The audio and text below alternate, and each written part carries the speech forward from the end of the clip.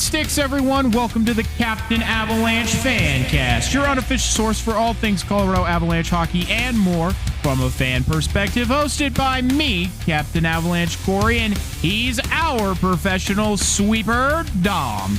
Now, we're no insiders. We're not inside the locker room face-to-face with our favorite players, but we hope to create a relatable and welcoming environment because we're just like all of you listening. Fans. Fans with a deep passion for the game of hockey, and in this case, the Colorado Avalanche. From no sweeps last year to 2 already this year. For the first time in NHL history, the 2 conference winners both swept their first-round opponents. That's right. The Carolina Hurricanes swept the Ottawa Senators in what ended up being an incredibly one-sided matchup. And then, not long after, the Colorado Avalanche completed their sweep of the Los Angeles Kings, and a legend of the last generation saw his last shift on the ice. We'll discuss the back half of those series today and how the Avalanche finally got to play their style of game. The Penguins avoided the sweep and are now looking to do the impossible. Some other series also could be said and done right now, but every other team who seemed down and out has kept their season alive. For now. With all that being said, now is a great time to visit our bracket standings and let all of you know how right or wrong you all are. If you miss watching Celebrini play hockey, we do too. But fret not, the World Championships have you covered. Speaking of, the first award nods of the season have started to come through, and a name may sound familiar. These playoffs have been action-packed every second, and it is still far from over. All of this and more on today's playoff edition of the Captain Avalanche Fancast. And hey, everyone, just like before, if you like what we're doing here and you're listening every single week, first of all, we really appreciate you. But if you're listening over and over again and you haven't hit that follow button, subscribe button, whatever it happens to be on your platform, we'd really appreciate if you did. It's free. And if you ever change your mind, you can always press it again and revert the option there. But it helps us more than you know. But what helps us the most is if you tell a friend, a family member, your dog even, about the Captain Avalanche Fancast. We want to get this podcast to as many ears as possible. So having you help us out that way is the most meaningful contribution you can make. Just word of mouth. Otherwise, I want everybody to know right now, before I get into our section here, we are currently watching the Philadelphia Flyers and Penguins in their possibly season-deciding overtime, at least for Pittsburgh. Fun fact that of all series, this one is the only one to have not gotten an overtime. So, oh my God, what a stop by Shelovs. So, my point being, this is the only one that has not yet gotten an overtime, strangely. I don't know if you knew that, Dom, but this series has not had any overtimes until right now, when, of course, everything is on the line. So, we are keeping an eye on that. We do have notes on the games leading up to it, but I figure some transparency is necessary here with what is going on. But, yeah, this will be interesting. Yeah. And I will do my best to be quiet because I'm pretty sure I'm 20 to 30 seconds ahead of you. So I don't have any spoilers at this time, but I'm going to try to rein it in because, Corey, I'm just going to ask the question and we'll loop back to it. Yeah, I have rolling at 17:58 after another stoppage. Oh, no. Yeah, you are. Yeah, so I'll keep to myself and just rein it in, but I'm going to say it now. I posed it to you before. I know we're going to come back to them later, but is it a bad thing that I really want the Pens to pull off this big bamboozle? Like, Philly has so many good years ahead with this young core. I want to see something crazy. Also, sit in round 2. Never opposed to that. Yeah, certainly so. And no, I don't think it's wrong to want that. Be totally honest with you. I think that's a totally reasonable thing to hope for, especially for me, considering the fact that I picked the Penguins in my bracket. So, no offense, Coach Dillon. I know obviously he wants the Flyers to win. Because that's his team. But I picked the Penguins to win, and it would certainly be something to in my lifetime of watching hockey, to be able to witness a team complete the reverse sweep, the 3-0 comeback, which I have never seen. Yeah, I mean, hopefully I'm not talking over you here with internet, because you went very quiet there suddenly. I ceased. But obviously, the last time I saw a 3-0 comeback, it was my own team on the wrong end of it. So I would love to see someone else have it happen to them, not because I want someone else to feel the pain, but just so I have a more recent memory of it and it can be a positive one. Also, admittedly, selfishly, I guess that first one was selfish, but the second one that's selfish is I have the Pens and I have them in 7 in my bracket, so I would get that maximum 13 points, which I do think I need to start catching up to people, because not doing too well in that bracket. I don't know when we're going to talk about it, but I know I'm tied for last right now. We have it reserved for a little later, so we'll wait and we'll see how that's going, but we'll go ahead and move into our first section here, and obviously you all will be kept updated as this game goes on. My suspicions are already, even though it's very active here, is going to be some triple overtime action or some shit with how tight it has been, but let's get right into it. As the great Doc Emmerich said many a times in his illustrious career as hockey's greatest voice,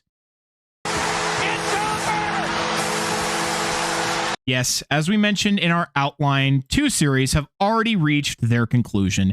And as of during the recording of this episode, only 1 series has the possibility of ending tonight, that being the one we've just discussed, while the others are going into game 5 or 6, all knotted at evens or about to end. But, we'll get there when we get there. But we're not talking about those just yet. First, the 2 conference winners in the Carolina Hurricanes and your Colorado Avalanche have netted themselves some well-earned rest and relaxation while they eagerly await who their second-round opponents will be.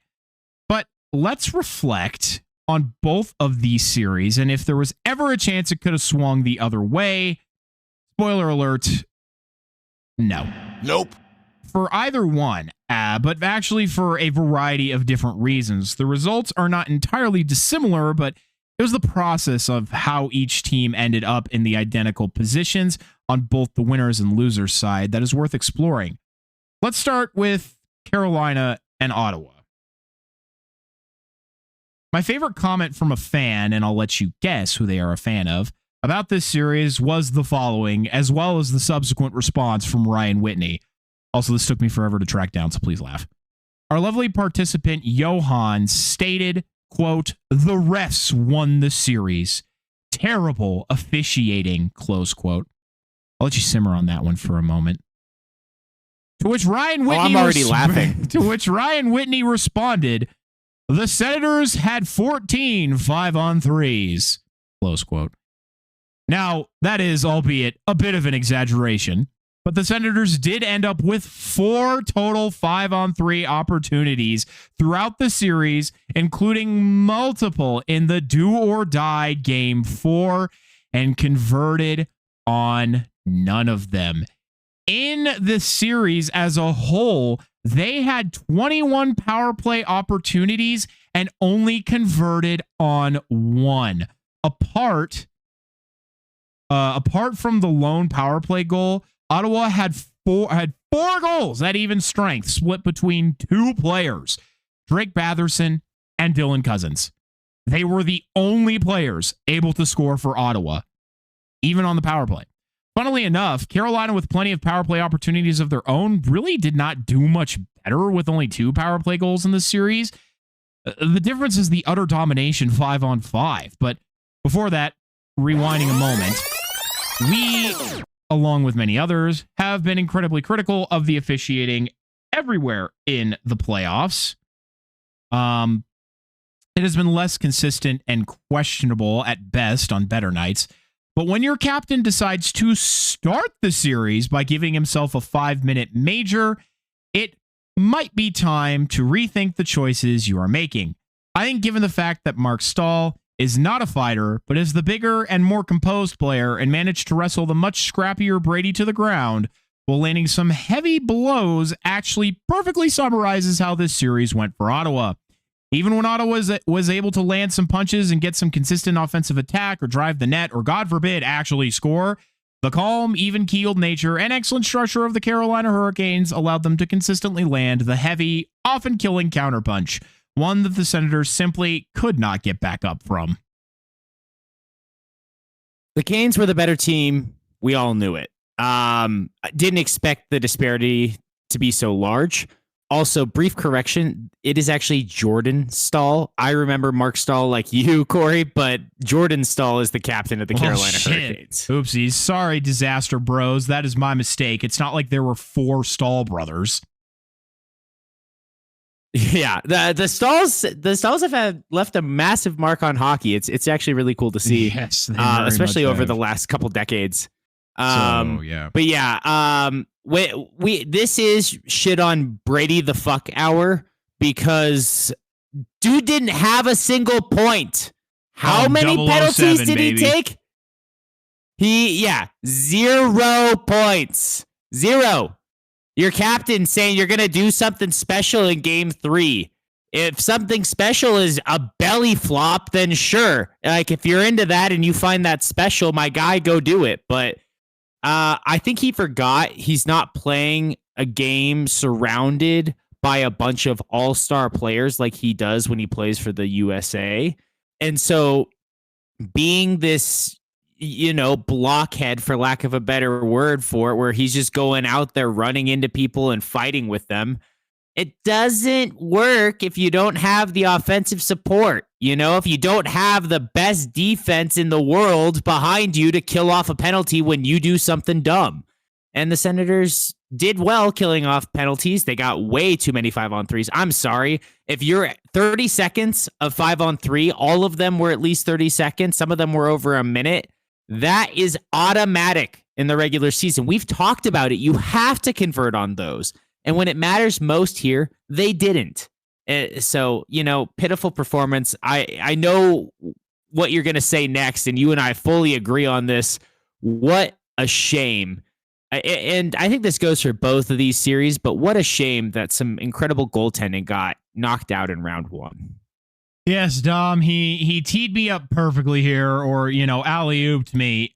All of that, despite this superb goaltending from Linus Ullmark. Both goalies in this series were fantastic, really, but everyone kept saying if Ottawa could just get some consistent goaltending, they were a threat. Well, Linus Ullmark, despite everything he has been through this year, mental health struggles leading to consistency issues, he delivered a .932 save percentage, 2.03 GAA, and a 6.7 goals saved above expected. One of the best stats for a goalie as an individual. Save percentage and, goals against average are more of a team stat, but I think in this situation, it really, really was more Ullmark. But goal save above expected, that is superb. And that goal save above expected was second best amongst all goalies in the playoffs. The one problem, the number 1 goaltender was his counterpart at the other end of the ice.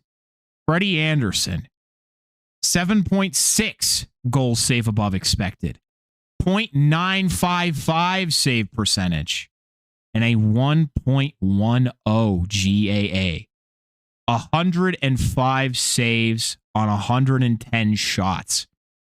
God help any team that ever has to face Carolina in rounds 1 and 2, because Freddie Anderson is always on demon time at the start of the playoffs. If Ottawa went up against literally any other goalie in the East, arguably, they would have had a better time. Maybe. But they could not score to save their lives. Yes, there were quite a few miraculous saves that Freddie Anderson made, but I don't really feel that there was any point where I didn't think Carolina was going to win the game or wasn't going to win the game. The closest they got was just like the Avs and Kings in game 2 going into overtime, where Ottawa had their best chance to at least get a game. That was far and away their best performance, as they actually managed to get more than one goal and then more than one scoring opportunity, including in overtime. But Carolina, just like always, looked like they were in full control of how play was being dictated. It really makes me curious to see how Carolina will fare against more than likely the Flyers. That's more of a question mark now. We've also done well in controlling the flow of play up until recently, but goodbye and good riddance, Ottawa. You did nothing, and I don't know where you go from here. They get to go back and get harassed by Toronto fans for having the same number of playoff wins this season. It's already started. So that whole region of Canada is going to be quiet, I guess, for a while. I don't know. Maybe they're all going to pretend to be Habs fans and just try to get a cut back into the Canadian territory in general, the country of Canada, right? But yeah, just straight into the dustbin, the dustpan, whatever you call it, right? They were just at the mercy of the broom in this one. Although late in this series, in that final game, they got more than their pound of flesh, which I didn't like seeing, just because Carolina is a good team and they have potential to go on a run this season. And so, I like hits. I like physicality. I don't like seeing players on a team that's actually going to be alive get injured by angry assholes who got knocked out. Really, that Agreed. Like they're out. So why do you have to hurt these guys on your way out the door? Just take the L. You got swept. It's not like it was close. You're not playing for pride. That's not being prideful, or maybe it is being prideful, but it's not showing pride, right? Going down with your head held high rather than lowering it to hurt somebody is a massive difference in my book. Also, yeah, game 2, overtime, they had 2 posts in overtime alone, I believe. I think they had something like 5. Okay, yeah, I think it was a 5 total in between the third period and overtime. So they were right there. Freddie Anderson didn't get it. Obviously, it didn't go in the net, so he didn't need to, but you had the chances and you blew it. You hit the post more than you hit the net, or in that period of time, right? That third period in overtime, you hit the post as many goals as you scored the entire series. So that's brutal. That is a brutal stat. Also, I believe we're just going to go with the fun fact early. I don't know if it's the first time, but it's one of the only times in recent memory that a team never led at all. Right? They did not lead at all this series. Yeah, no, they literally never led. The entire series, 4 games, not a single second that they were in the lead. Sure, it went to overtime. There were moments where they were tied and they weren't losing. Good for you, Ottawa. You were never winning. That reminds me to add this. So thank you. Okay. Yeah, glad I could help. Now then, let's discuss your Colorado Avalanche versus the LA Kings. No, my game stopped. Oh shit. Hold on, everybody. We gotta fix this. This is bad. We can't. Hold on. We gotta get this back here. Boom, boom. Come on, motherfucker. Load. Gotta get. Oh my God. Come on. There we go. We're good. We're back. Boom, boom, ba-doom. Gotta get that boom, boom, boom. I cannot believe that. Well, based on what you were saying, I filled the dead air time with some laughter, for myself at least. Now, Colorado Avalanche versus LA Kings. If you support the multiverse theory, the idea where there are infinite universes with infinite possibilities, where every possible choice and option comes to fruition in some way. For example, in one universe, you turn left and meet the love of your life, and the other, you turn right and nothing of note happens. This is all to say that of all the universes out there, there may be one where the LA Kings walk away with the win in this series. There are perhaps many where they steal a game or 2, or perhaps even push the Avs to 7. This is not that universe. And many people keep trying to live in the others where, well, if Doughty could have put it in a wide open net, or if some of the bounces had gone our way, and so on. But it is often said, you have to be good to be lucky, and we must live in reality. And as an Avalanche fan who has watched his team lose to the Dallas Stars 2 years in a row and the Seattle Kraken in a massive upset, I've had to face harsh realities many times. Games 3 and 4 of this series were interesting in the fact that the Kings attempted to change their strategy and altered aspects of their defensive game to try and generate more scoring opportunities. In Game 3, that strategy did work in the sense that it netted them the rare 5-on-5 goal, their first of the series against the Avalanche, and then a second goal later in the game at 6-on-4. This was the only game in which LA scored more than one goal. Unfortunately for them, the Avalanche scored 4. Then, in Game 4, we finally saw the Avalanche play the way, or let me rephrase that, finally saw the Avalanche play the way they likely want to, especially going up against either Dallas or Minnesota in the next round. In the game in which I thought the Kings would go back to the defensive game that gave the Avalanche trouble in games 1 and 2, and maybe they tried to, and where I expected the Kings to be at their absolute best peak, the Avalanche took over from puck drop and never looked back. To be totally honest, when Cale Makar scored what really is a vintage Cale Makar style goal, I knew it was over. From there, Nick Waugh and Arturi Lehkonen kept gaming. Devon Taves was given all the time and space in the world to net goal number 4. Oh yeah, Nathan MacKinnon had a 3-point night, including 2 goals, one of which was on the power play. The only one of the series for the Avs, but it was the goal that broke this game open to begin with. Not counting Scott Wedgwood, who we will get to. Of the 20 players the Avalanche deployed in this series, 14 of them had at least a point.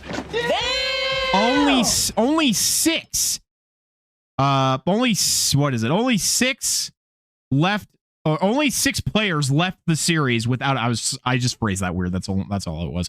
Only 6 players left the series without a point, and 3 of them only played 2 games or less in the series. Those being Nick Blankenberg, who stepped in for Game 4, Joakim Viranta, and Ross Colton, all of whom looked excellent regardless. The Avs also had 0 players with a minus. The worst it got was net zeros. For comparison's sake, every King was a minus, except for Anton Forsberg, who is a goaltender and physically can't be a plus or minus. Otherwise, Alex Turcotte and Andrei Kuzmenko, who only played in a single game in this series, were a net 0. Otherwise, of all players, only 7 had points, with Alex Laferriere doing the best with 4, all of which were assists. LA only led for a little over 3 minutes in this series. That was in Game 2, by the way, to which Gabriel Landeskog quickly responded with the tying goal. It went to OT, and that was all she wrote. This is not to poo-poo on the Kings, but more so to pump up the Avs. But you know what, Dom? I will go ahead and pause there if you wanted to jump in with anything. Yeah, I'll jump in quickly here. Firstly, to say, for better or worse, my dad has always had the motto, it's better to be lucky than good. And, you know, you got to have some form of luck. We talk about this, how frustrating Dallas can be. We'll talk about Dallas later as well, but I feel like they have been more lucky than play well in their series, but you still have to play well to make your own luck, as you said. Also, I just thought it was funny. All of these what if universes out there, what if only exists in the Marvel Cinematic Multiverse, okay? There's only this one universe right now, okay? That is the only what ifs I've heard of that are actual so-called universes. So everyone who's crying about it, honestly, just accept the fact that this is the best team in the league against the most fraudulent one. It went the way it was supposed to. You can doubt how the Avs played all you want to for those of you who aren't Avalanche fans, but in reality, this was expected, and if it wasn't, then you were blind. It should have been expected. Game 3, I did think the Kings, like you said, they tried after the Avs beat them at their game. The Kings tried to beat the Avs at the Avalanche game, at Colorado's game, and it didn't work. But I respected it. It was an exciting game to watch. It was a stressful game to watch, much like the first two on the stressful front. But the Avalanche ultimately overpowered and did their thing. In Game 4, though, I wrote this out, and this is like the one thing I want to say before I pass it back to you, Corey. This is your team, and I want you to be able to celebrate them. And I also know we need to recognize the Kings. And so maybe the way this ends is the perfect transition back into what you have to say. This was my description of Game 4 for the Avalanche, and it sort of kind of became a poem, or at least a rhyme. So bear with me here. I hope you all enjoy. First, it was the dog. Then we all hailed Kale. Before long, Wah got in on the party. Tay said, "Get your brooms ready." Before the final horn, with LA desperate for hope, McKinnon hit the empty net to end the era of Captain Cope. Brooms out, sweep it, Avalanche, and shout out Kopitar. Honestly, as a Sharks fan, playing against him or watching my team play against him for many, many years, he's a consummate professional, an absolute star player, a future first ballot Hall of Famer who deserves nothing but respect from all of us. And he's received that from all around the league, which has been really wonderful to see. Dom actually did personally play against Kopitar. Little did any of you know. God, I would get destroyed by Kopitar out there. He's so talented.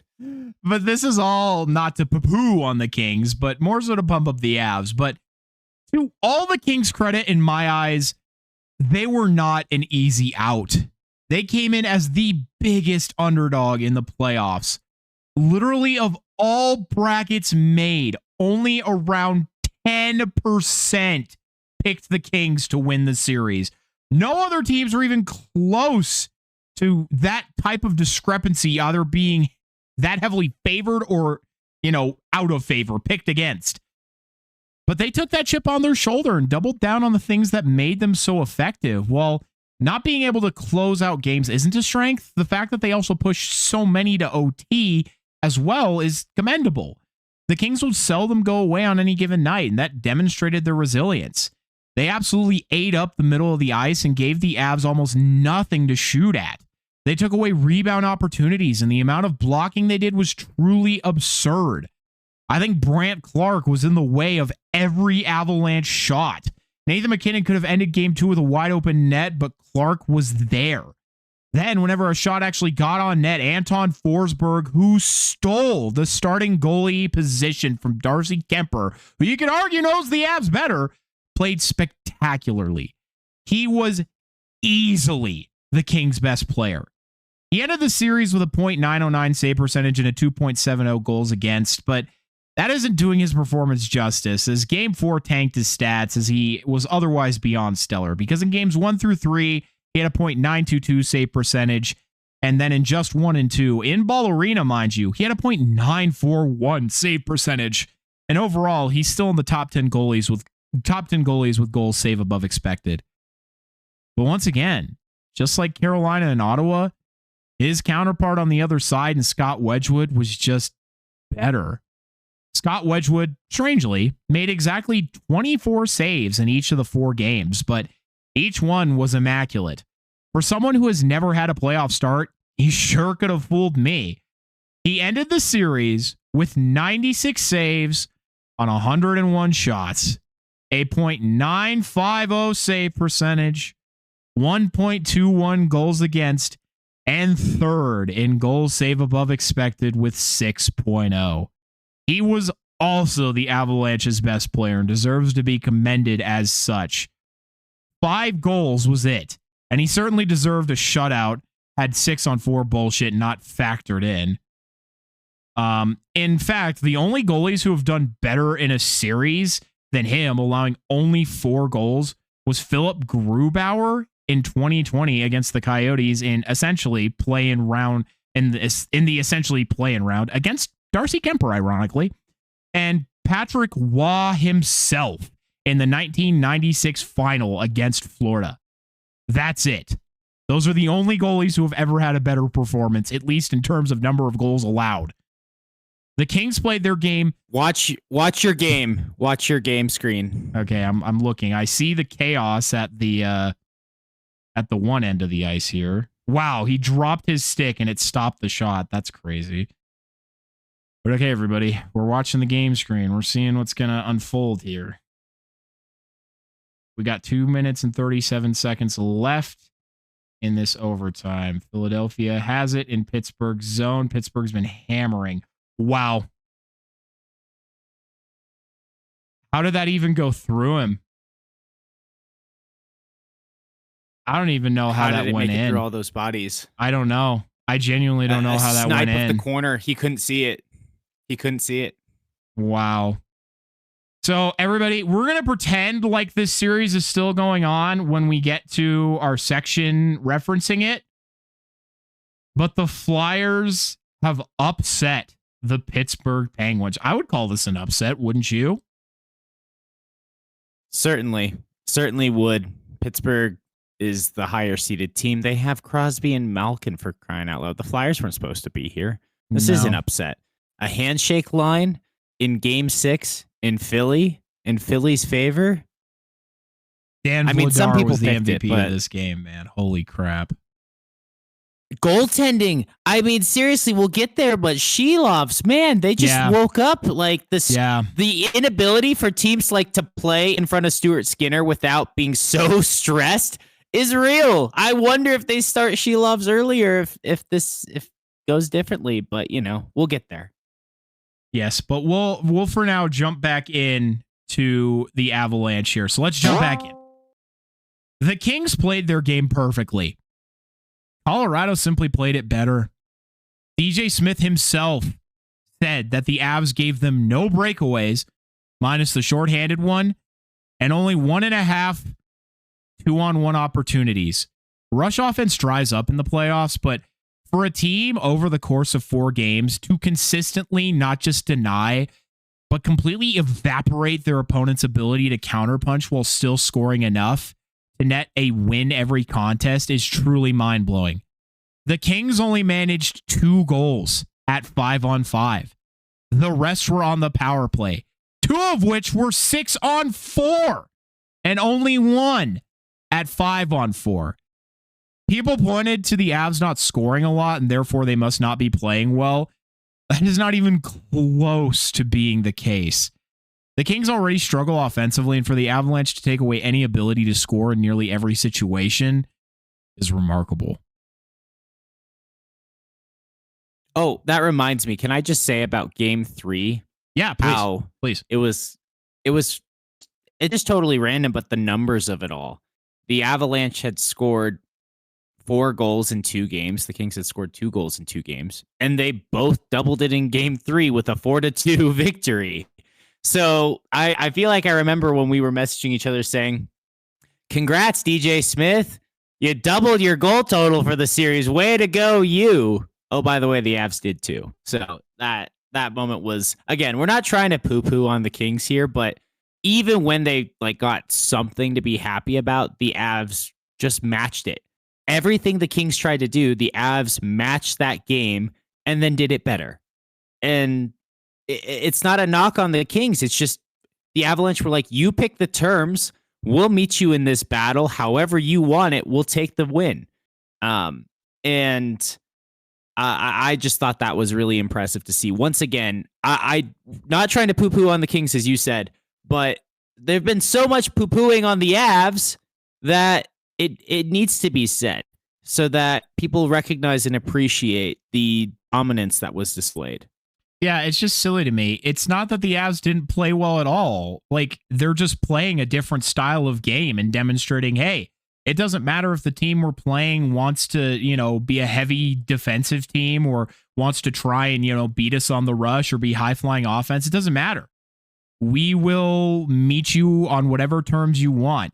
And the comments by DJ Smith were just so silly to me. And now they look even sillier here at the conclusion of the series, like, oh, is Colorado going to be okay with only scoring 2 goals a game? First of all, like we said before, yeah, DJ, we are, because that's what we did in games 1 and 2. And guess what? We won. And then in games 3 and 4, we scored more. So I don't really know. It's so silly to me. Like, I don't know what people want from us at this point. Like, when you're doing everything exactly right. Who is it that scored that goal? Who is that? Is that Cam York? Who is that? Apparently it was like first goal in the last like 25 games or something. Well, I missed the name. Of course it was though. The most important one of all. I'll look real quick. But that's why we love the playoffs. It was Cam Heroes York. Are made. It was Cam York. So there you Honestly, though, I gotta say this. Thank you, DJ Smith, and all of the haters for doubting the Avs. Piss them off. Like, what are you gonna do to an Avalanche? It's gonna keep coming at you down the mountain. You saying it's not impressive, it's not tough enough, it's underwhelming. You expected more. You think that snow's gonna stop rumbling towards you? So please, just make it angry. Make the mountain angry and watch what happens. So watch Nate Dogg and Captain Landeskog get pissed off, and then see what happens in round 2. So, all I have to say is may the Wild and Stars go to 7 games, so the Avalanche are just the most well rested and have every opportunity to beat the pulp out of them. It's just so funny. People keep asking me, so when are the Avalanche playing again? I'm like, I don't know. We don't know until the fucking. First of all, the other series finishes. Like, yeah, there's still at least another week until we play again. Like, even if the Minnesota Wild end it tomorrow, we still have to wait until round 1 concludes. So, yes, unfortunately, Avs fans, or fortunately, we do have to wait. And I will say this. There are people who are worried, like, oh, is the rest going to be bad for them? Or, is it gonna make rust? Let me remind you of something. The Colorado Avalanche in 2022 swept their first round series and then also swept their third round series in the Western Conference Final. They swept 2 series. They only lost 4 times. They had a lot of rest during those playoffs. So, no, I don't think it'll be a problem. Not to mention, Josh Manson needs time to recover from his injury. Nazem Kadri needs time for his finger to heal. We want everybody to remain healthy. And I'm sure there's plenty of other injuries that guys sustain in this physical series against the Kings. So the more time that they have to, just R&R that shit and be ready to go against whomever they're playing is for the better. Now then, last bit here. Finally, a goodbye to one of the previous generation's best in Anze Kopitar. 2 Stanley Cups, multiple Selke and Lady Bing wins, and an excellent captain.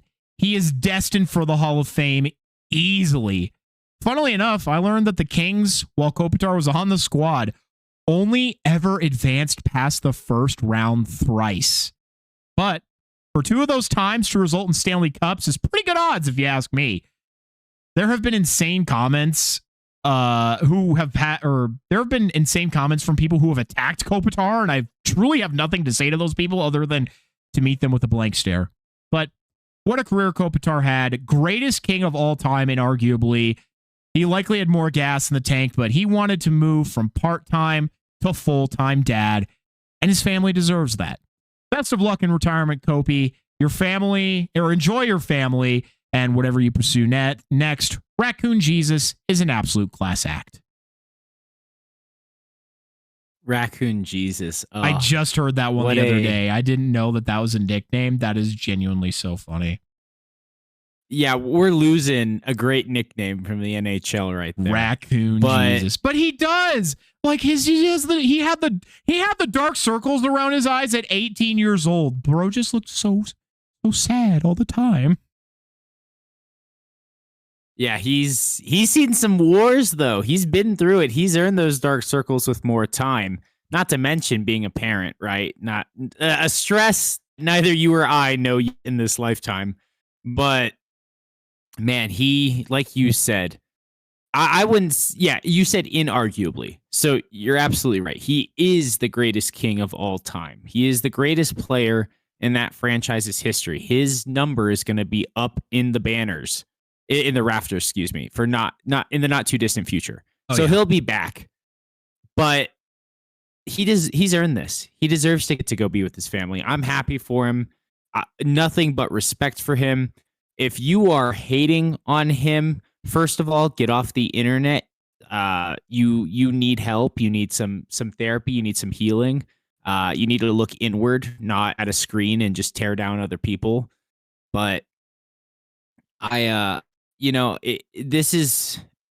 I hope as a Sharks fan and being able to say this, and I know every Sharks fan will agree with me. Class act, stand up guy. He wasn't doing the hitting like Kempe was this series. He wasn't annoying and ratty like Drew Doughty can be, which you kind of forgot to mention earlier how many blocks he had. I don't know why I didn't mention it, but yeah, I meant to have it there. But like you said, inarguably is the perfect word. One of the great players of a generation and in the best of the franchise history. More points than fucking any other king in history. And I mean, well, and the thing that people were saying is one person was trying to blame him for the Kings like lack of a rebuild or lack of like players right now. It's like, yeah, dude, no. But we don't want to get into that. We don't have to get into that. Well, let's go. You can compliment him taking a pay haircut despite his accolades compared to other players around the league, understanding that there is no I in team, even if there's one in Kopitar. Yes, that was beautiful. But we'll go ahead and move on to everybody else. And it isn't over. Shockingly, no other series, not counting the one we were just watching, have ended as of the time of this recording. Multiple teams have had a chance to say goodnight and end their series and move on to the next round, but the first round is delivering on its promise of some excellent drama, suspense, and top-tier competition. Some series are simply too close to call, and we're heading into Game 5s all tied up. It has been a good time because round one is the most fun, and you don't want it to be over too soon. So let's start with the Penguins and the Flyers. Oh my God, I just threw my pen. Funny on all counts there. I am quite surprised at the development that has unfolded here. Not only did Pittsburgh manage to pull out a win in Philadelphia, but then did the arguably harder thing and won again at home. The series is now 3-2, and Philly still has two more chances, including tonight, to end it all, but Pittsburgh has managed to change their destiny. For one, they are actually scoring on the power play now, which helps, and I also think Dan Vladar is hurt as well. He hasn't been playing badly, but the Penguins have managed to sneak a few past that I don't think would have gotten by him earlier in the series. Artur Shilovs has also stepped in admirably. I still think the Flyers take care of this series tonight in Philly. One, because they are in Philly. Two, because history is very much against the Penguins. They would have had a better chance had they won Game 1 and then let Philly win the next three, but going down 3-0 is not impossible, but nearly so to come back from, and I just don't know if the Penguins have what it takes to do it. Let's just be real here. The answer to that question is no. No, they unfortunately do not. They really did give it everything they had, though. Truly. I mean, they pushed that game as hard as they could. They were just hammering at Vladar. They just couldn't get anything past him. Absolutely. Razor thin margins. The fact that this is the first 0-0 regulation game in Penn's playoff history, at least in the first round. That was put up on the screen during this game when it went to overtime. I mean, it was a battle, and it wasn't a battle for a long time. And in Game 4, they they took Philly to the woodshed a little bit. Like, they out-hit Philly, finally. They were swarming. They were determined to say, we're not going to let Sid get swept. And it showed out. I did think Shilovs played really well in those two wins. I do think it's that same issue of having confidence in front of a goaltender. And listen, I've always liked She Loves. He won the Calder Cup last year, backstopping the Abbotsford Canucks. So he knows how to play under the pressure of a playoffs. Was that the AHL? Sure. But was it still playoffs and he won the ultimate trophy? Yeah. So he knows how to play playoff hockey, and nobody can ever take that away from him. And he got 2 wins. I mean, that's way better than Skinner can say. And again, Skinner didn't necessarily play bad in this series, but Pittsburgh played with more grit and confidence when Shelovs was out there. So way too early predictions, but gotta wonder if Shelovs is the starter in net next year. I genuinely wonder that. Sad to see Crosby get knocked out as always. But congrats to Philadelphia. I know my friend Brendan, shout out Brenny, is jumping for joy. He sent me like 6 messages in all caps in his love for Philly just because they took out Pittsburgh. So once again, the hate of a spiteful Baltimore fan comes in clutch to take out the Pittsburgh team. But it like you said, Corey, it was not impossible, but nearly inevitable that this was going to end up going in the Flyers' favor. And the fact that they were at home for Game 6 just made it all the more, or excuse me, the fact that Philly was at home for Game 6, to clarify, made it all the more in their favor. If Game 6 had been in Pittsburgh, then you'd start wondering, maybe they can force it 7. And at that point, the momentum, the storylines, it would have been a little bit more believable that the Penguins could have pulled it off. Yeah, I just think that's the perfect summary. So now we get to see how Carolina, as I said, how Carolina and the Flyers fare against each other. I do think this is where the Flyers' road comes to an end. I just think the experience and structure of Carolina wins out over this, as well as early playoffs Freddie Anderson, despite the heroics of Dan Vladar. But who knows? Philadelphia's already surprised us once. Who's to say they won't surprise us a second time? So we will wait and see. But for now, let's move on to Buffalo and Boston. After Buffalo absolutely shit-canned Boston 6-1, which included 4 goals in the first period in Game 4 to go up 3-1 in the series, I thought that would be it for a Boston team that greatly outperformed expectations. That isn't to say Boston has been bad at all this year or even in this series, but Buffalo's come alive and found their footing. They just look like the better team. That being said, you knew Boston would come out in Game 5 a lot better. Very rarely do teams get dominated in the way Boston did and not come out and just play better in the following game, regular season or playoffs, even if they still ultimately lose. Jeremy Swayman was certainly pissed, as he well should be, but he shut the door. But so did and has Alex Lyon. It felt fitting that Game 5 went to OT, but it didn't end the way that I thought it would. I truly believed Buffalo was ready to put Boston down, but when you spring David Pastrnak on a breakaway in overtime in the playoffs, he does not miss in these massive moments. Ultimately, I do believe Buffalo still gets it done, as they just have a more balanced attack and excellent contributions from their D-core. That, and they're going back to Boston, and Boston isn't as good at home. But Boston could still push them, but we'll see. Counterpoint, I thought Boston was only able to win at home. I thought they were awful on the road. It might be the other way. I don't remember. Yeah, my biggest surprise note was actually the fact that Boston lost both at home, even though on the season 29-11-1 at home. But then they won 2 on the road.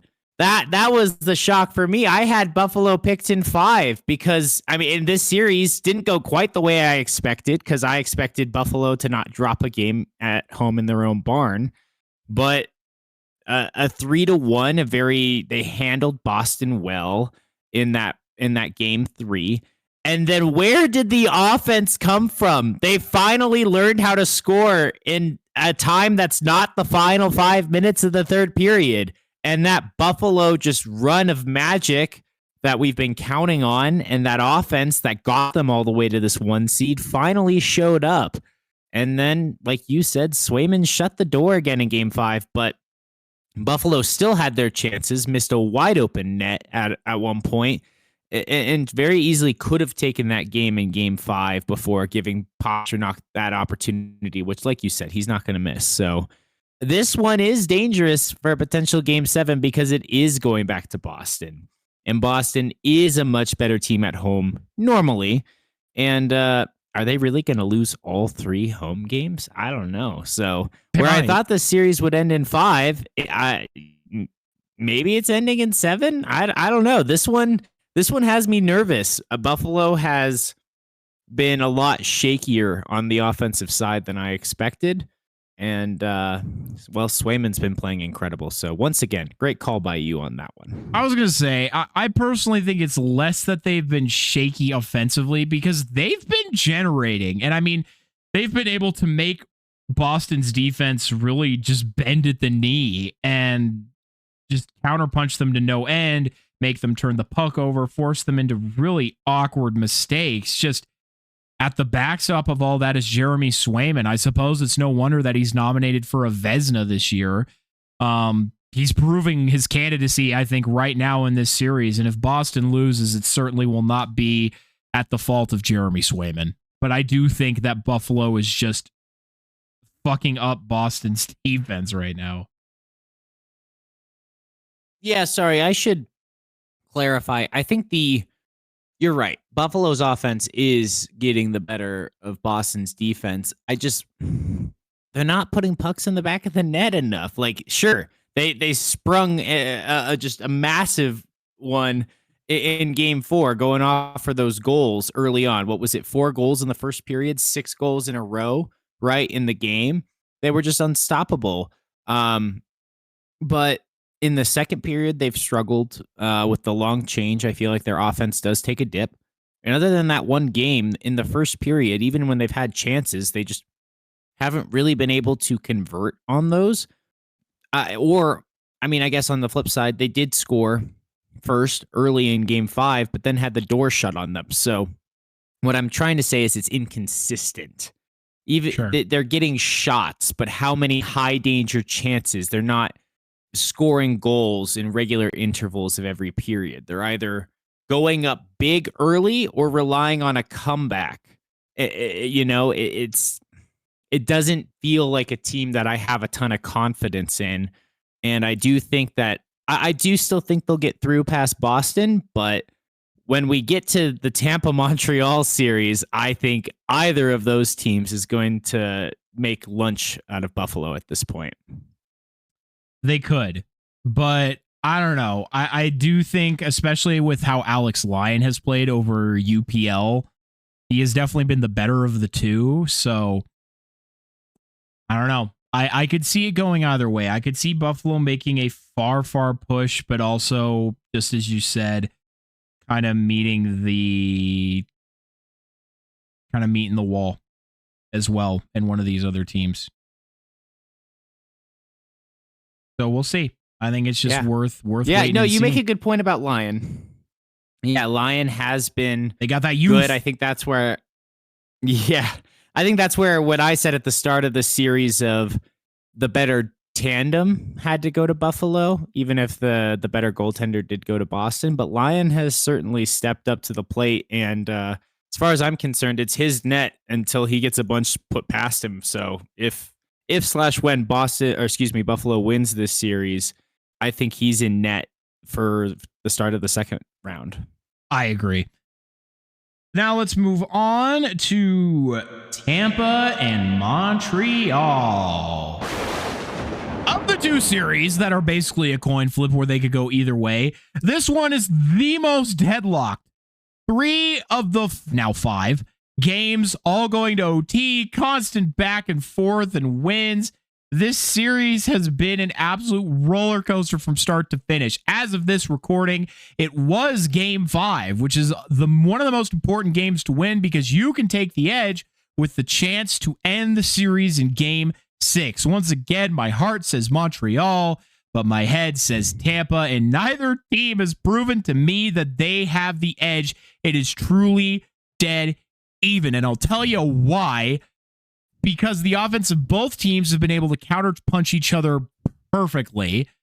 There's weaknesses on both sides. Each team has won in the other team's building, so there really is no home ice advantage that's going on right now. I learned a crazy fact today while listening to the radio, listening to ESPN, driving around trying to get to Smashburger. Jake Gensel has the best goals per game stat of any American-born skater. He has 43 goals in 79 games. Wow, man. Is that not fucking crazy? Oh, it is. I heard the same stat in the intermission from the game today, or in the post game. Yeah. It's hard to come up with the words for that. That goals per game, when you add in all the assists for playoffs, he's clutch. There's no better word for it than clutch. But when you say this is a back and forth series, Montreal wins game 1, 4-3 in OT. Tampa wins game 2, 3-2 OT. Montreal wins game 3, 3-2 in OT. Tampa wins game 4, 3-2. Montreal wins game 5, 3-2. We've had 4 straight games and 3-2, 3 overtime games. Like, I was surprised. I was disappointed when game 4 didn't go to overtime. I was like, no, this isn't allowed. You have to keep going to overtime. This is the best series we've seen in years. Goaltending is stellar, although the game winner, Vasily's got to be kicking himself for that one. He let in off his glove tonight. It felt like a bit of a soft goal, one he should have. And who has the edge? Well, now we know it's Montreal. They won game 5. They have the lead. They have 2 chances to put it away, whereas Tampa has to win them both. The other reason it's Montreal is because they're going back and forth. So if that pattern continues, they win game 7 in Tampa's barn. So we all knew this series was probably going to go 7. I hope it still goes 7, even though I have Montreal winning. This is some of the best hockey we've been blessed with the opportunity to watch. And I don't know about you, Corey, but with each of these games, I have been adding them to my list and saving them, downloading them in my streaming services so I can go back and watch them again because of the intensity and all of the offense. I mean, how about this? After Slavkovsky went off for those 3 power play goals, Tampa has shut down that top line entirely for Montreal at 5-on-5. You give Montreal a power play, you're in trouble because they finally have room to skate with all their star players, with Caulfield, with Suzuki, with Slavkovsky. But they've been shut down otherwise, and it's been the depth scoring that's been a revelation for them in this series. Yeah, I think so. And honestly, I'm kind of surprised. And those are kind of the weaknesses I'm referring to, which is shocking. I mean, Slavkovsky had a really big breakout in the first game. Cole Caulfield has since netted a few goals and points now, but you're right in that on the power play is where they're lethal. That's great. But as the playoffs wear on, those opportunities get less and less and less. And I mean, you see it in the final 10 minutes of some of these games, and especially in the overtimes. The refs aren't going to call anything. They're not going to call anything because they don't want to be responsible for the game going one way or another. So unless you literally take a man's head off, they're not going to call that shit that late. So you kind of need to be able to score 5-on-5. So it's just interesting to me with what their dominance has been all year round, just their inability to step up right now. But on the same token, you're right. It's been a crazy step up in depth for Montreal, which is really not what I expected. Not to say that they're a wholly top-heavy team, but it is definitely a team that relies on their top talent to help them get things done, at least right now as they continue to round themselves out. So that has been surprising, but I mean, hey, it's winning them games. Brendan Gallagher, this was his first game of the series. He comes in and scores immediately. So everybody's a contributor right now, and that's how you win. Look to the Avs. Absolutely. Yeah, well, and you got guys like Anderson and Texier.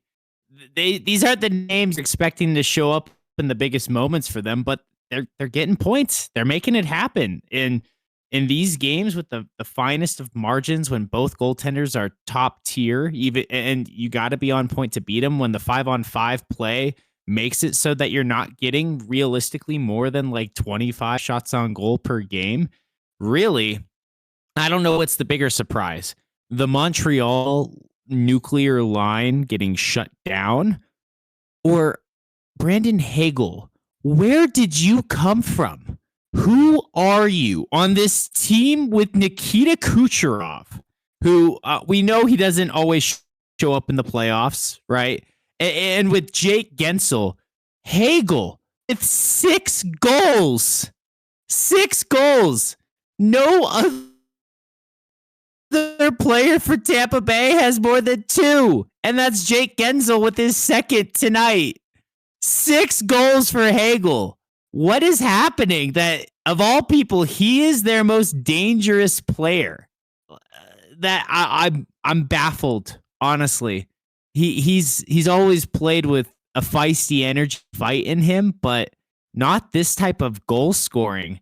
It's been the shock of the playoffs, and I mean he has to be leading the playoffs in goals at this point. I believe you'd be correct. You know, favorite for playoff MVP. I know it's just round 1, but man, he's what the Lightning need to score, apparently, whether it's at 5-on-5 or with a man advantage. But in the same vein that you're worried about Montreal, is that going to keep working over the course of multiple rounds? Can he continue to carry this team? That would be my question, just the other way for Tampa if they were to move on. Oh, God, what was it? It was like his first however many games in playoffs. It was a lot. It was like, God, I don't even remember how many. He had 6 goals in total, but it was like, it was a fair amount where he only had 6 goals. And then in this entire series, he has fucking 6 goals. So it is really remarkable. But I mean, I think that's what playoffs do is they allow anybody to shine. And it always comes from, I think, the least likely of places, from the guys that you never really expect. But that's, I think, why playoffs are so glorious, because people like Brandon Hagel can take a step up seemingly out of nowhere and just explode for some insane offense. And it is, for our enjoyment, incredibly entertaining to watch. But I mean, that's how you get. Yeah, I pulled up the like number. These. Yeah, what do you got?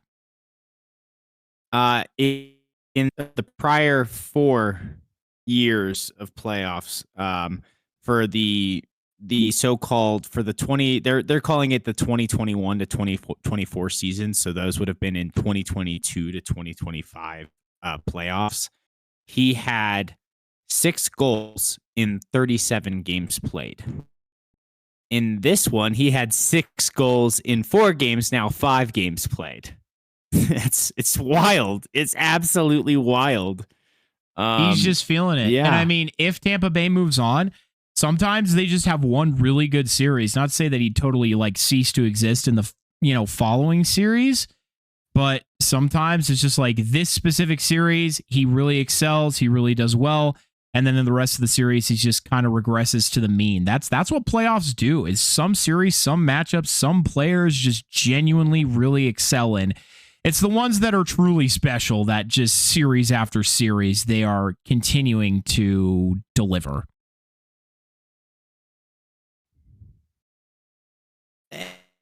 And that's a good point. The true superstars always need to deliver for their team. We expect them to, and they do. They do always show up when they're needed. But part of this, I wonder, is with so many good players on both sides, right?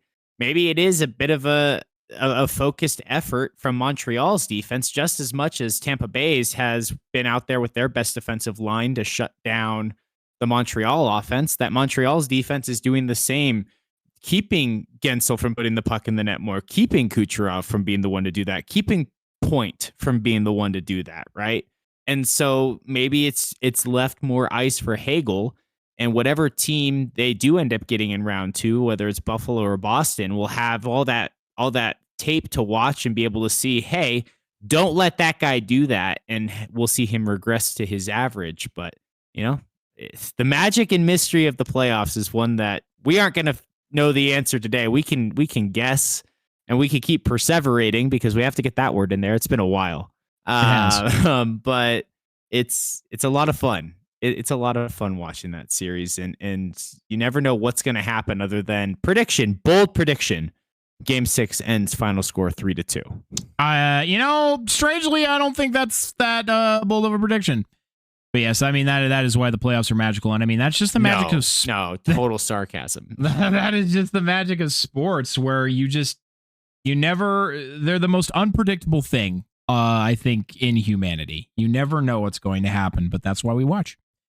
All right. The Ducks and the Oilers.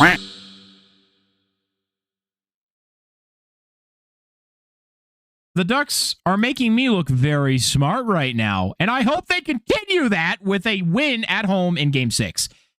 But man, this series has been an absolute fucking gong show. Defense has been completely optional in every single game. Both teams have absolutely blown multi-goal leads. I never count anyone out in any game. Each team has some of the worst goaltenders across multiple metrics in the playoffs, or in these playoffs. That is not like an opinion of mine. That is just me strictly reading the stats. But also, I've watched the fucking games. There's nothing good to be said. But if you like goals, boy, does this series have those in spades. I think the Ducks do still take it. They have more opportunities to do so, and I would prefer them to do it, to know that we don't have to worry about the Edmonton Oilers in the finals again. But I just don't see how a team with a defensive structure this weak and an offense this obscenely top-heavy, despite some surprising depth contributions in these first couple of games, and with goaltending this poor, could make it through the West to the finals. The same can honestly be applied to the Ducks, at least defensively and goaltending-wise. I think they make it past this round. Either team, really. The Ducks in this case for me, but not any further than that. Also, they said Connor McDavid was a quote-unquote game-time decision for this game, again, this most recent game against the Ducks in oil country. Fuck off. He could be missing limbs. He would still play. Yeah. He the game time decision was just gamesmanship. It was just but to be fair, he hasn't had a good series. He has not lived up to superstar standards, so he is definitely dealing with something, and you can tell. So he is going to play, and he is going to do Davo things, but he is not 100%. And when you already have Draisaitl also not 100% and coming back from injury, it's certainly not ideal for the Oilers. But man, there's a reason that I was not compelled by this series, because I'm like, these teams are not that good. And I think that's the reason why we have so many more goals in this series, right? Because when you're talking about GAA and save percentage being team stats, yeah, exactly. The teams aren't showing up. They aren't making it hard for each other to play. They're making sloppy mistakes that lead to goals and rushes. And like you said, they've both blown multi-goal leads, 3-goal leads, in fact. So not my favorite series, because as all of you listening probably know by now, I like defense. I like the low-scoring, stressful games. I like the physical games. But my favorite part about these games is I get to listen to Randy Hahn on the call with Drew Remenda, and never in my wildest dreams or nightmares for that matter would I ever think I'd hear Randy celebrating the Ducks like he has. Like, damn, I didn't realize, but he clearly hates the Oilers. I didn't know. I don't know why Randy Hahn hates the Oilers so much. I would think personally, the California rival, we would rather see the Oilers win than the Ducks. But on the flip side, you think about it, and I'm like, well, he wants California teams to win. They do have Grandlands. They're young and compelling and more exciting, kind of like how the Sharks are, rather than the Oilers, who've gone to the Cup final a couple times in a row. So it makes sense. It's just fun getting to hear him on the call. He deserves to be on national calls and have everyone listening get to enjoy that. So that's probably the highlight of these games for me. We would be failing if we didn't talk about the fact that Game 4, in a game of inches, supposedly, that was won by microns. A puck is round, and I am convinced that, yes, it was fully across the line, but they didn't call it that right away. You could not clearly see it on replay, so I could see why both fan bases feel how they feel about this. It's also a series with inconsistent penalty calls as well, so I do think Oiler fans' frustrations are very valid at this point in time, shall we say. I mean, I guess. Thank you for reminding me. I don't know how I forgot to mention that in my notes here. But let's be so honest with ourselves. First of all, it's silly that I like the fact that somebody, I forget who it was, mentioned, maybe it was THG, maybe it was somebody else, that the refs aren't allowed to say, I don't know. Like, I wish that would say, like, no clear definition. We can't call goal or no goal. We're going to review it. That's what I think they deserve to do. But there's also been plenty of evidence to suggest that even though, you get the stills where it's like, oh, where are the refs here when the goal goes in?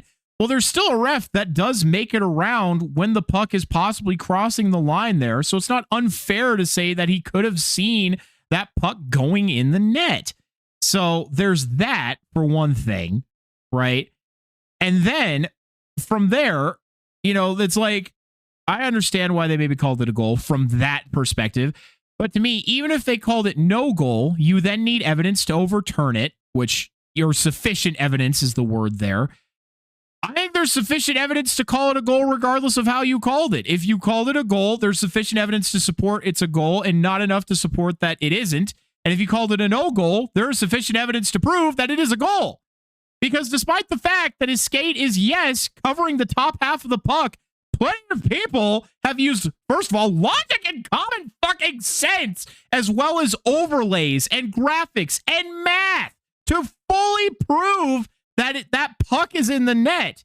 I think it is a perfectly legitimate call to say that that puck is in the net. Have they gotten it wrong before? Yes, they have, and people have been quick to point that out, which is a perfectly valid thing to be upset about. But does that mean that you therefore want them to get it wrong in this case? No, they got it right, in my opinion. This is a goal, and it looks like a goal. Everyone knows it's a goal, and I think it's operated under the correct assumptions and pretenses. That is my opinion. For the record, I am of the math and geometry, right? No surprise there as the engineer. I agree it is a goal.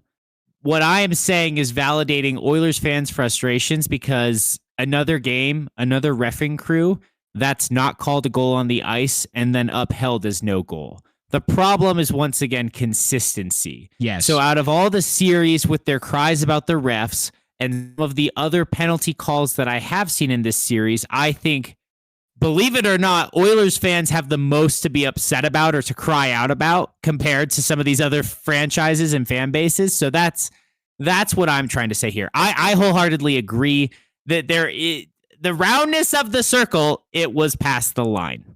It was like that is going to hold its shape, and we can do the math. They've done AI puck tracking to show that it was at least 3 millimeters past the line. So yeah, there's so many different things you could do to say it's past the line. I also think if you're Edmonton and you blow that lead to lose, you deserve to lose. Yeah. So that's on you for not playing better and defending a lead. But anyway, again, I was trying to comment on, we've talked about the refs a lot, and yes, it pains me to say, but out of every franchise, the Oilers have the most to complain about. So yes, go away and be quiet, Ottawa fans. Minnesota and Dallas fans, quit chanting ref, you suck. You have the most power plays per game in your games. So I'm done with you complaining about it.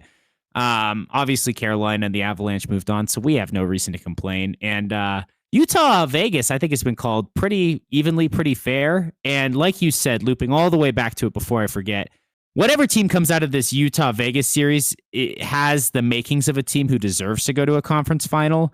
And neither of the Oilers or Anaheim do. And so I do think, I mean, Vegas or Utah against either of Oilers or Ducks, give me the Vegas Utah team in like 5 in the second round. Yes. And I mean, again, the consistency thing is a perfectly valid thing to be upset about. We've been upset about that. But again, my counterpoint to that, and this isn't directed at you, Dom, my counterpoint to that is, okay, so the consistency has been bad. Perfectly valid. So that means you want them to get it wrong now?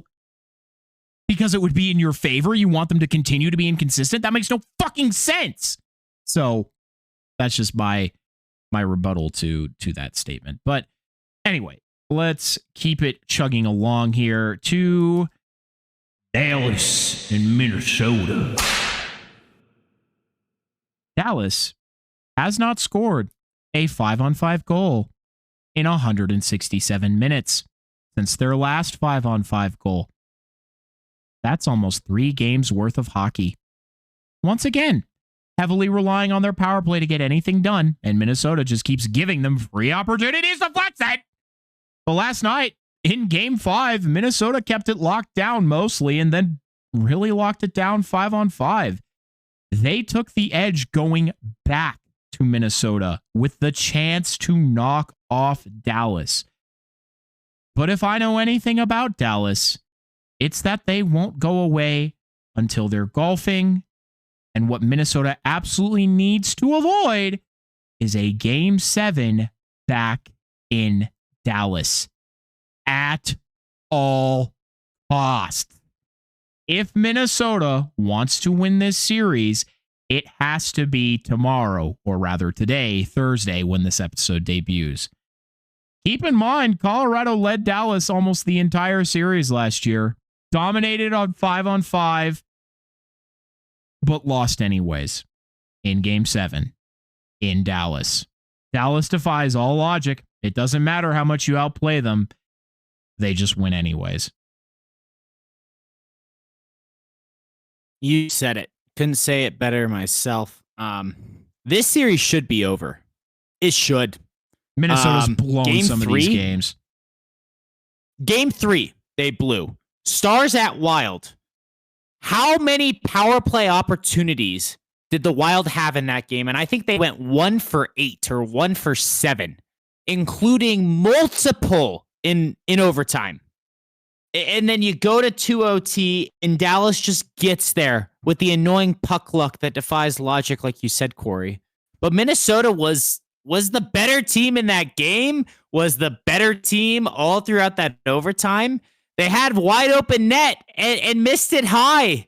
Like that, you win Game 3, you're golden, because they won Game 4 in overtime.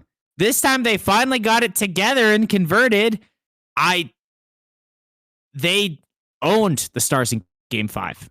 The Stars looked like they were playing a Game 1 on Tuesday night. It was so sluggish, and they were so disinterested out there for large stretches. I mean, Minnesota continues to out-hit them in this series and be more physical in spite of their injuries as well. They got Guerrero back and such, but they've still had their wounds and yet have been the more physical team. And Dallas has the size to be imposing and be the more physical team. So once again, defying all logic. But one other thing, Minnesota blocked a lot of shots against Dallas in Game 5. I will say that. But fact is that just Dallas didn't look good, in my opinion. Like Dallas looked like they were playing in the Anaheim versus Edmonton series. Honestly, that's how they looked in Game 5, in my opinion. Well, and again, it's not like they're being dominated wire to wire, but they just aren't playing good hockey. And so if Minnesota wins that Game 3 in overtime with all of the opportunities they have, they've won this series in 5. And you're right. If they don't win in Game 6, I do think they're just going to be cooked by the laws of Dallas and all of that terror. But the fact that they shut them down in Dallas is major, because I always say the most important games to win are games 1, 3, and 5. This is just my opinion. Dom sometimes has thought differently, which is totally okay, and other people may think differently. This is my opinion. Here's why. I explain this every year. I'm going to explain it again. Game 1, you win game 1, and you already jump out to the series with a lead, right? You already have the early jump in the series. You're up 1-0. You already got one of the 4 wins that you need, right? Then we go to game 3. Well, there's 2 scenarios that are true here. Either, oh, that was such a sick goal. Either the series is tied 1-1, and if you win game 3, well, you've broken the tie. Now you got the 2, and then you're going wherever you're going with a 2-game to 1 series lead. Or you're up 2-0 in this series, and you win game 3, well, now you're up the dreaded 3-0. Game 3 can really be a killer for some teams and some series. Because if you're up 3-0, you pretty much got it at that point. And then you have game 5, where we can have a situation like in Dallas and Minnesota's case, where they're tied 2-2. And now Minnesota's given themselves a extreme advantage by breaking that tie, and they have the series lead, and that's 3-2. All you have to do is win 1 more. Dallas has to win 2 more now, right?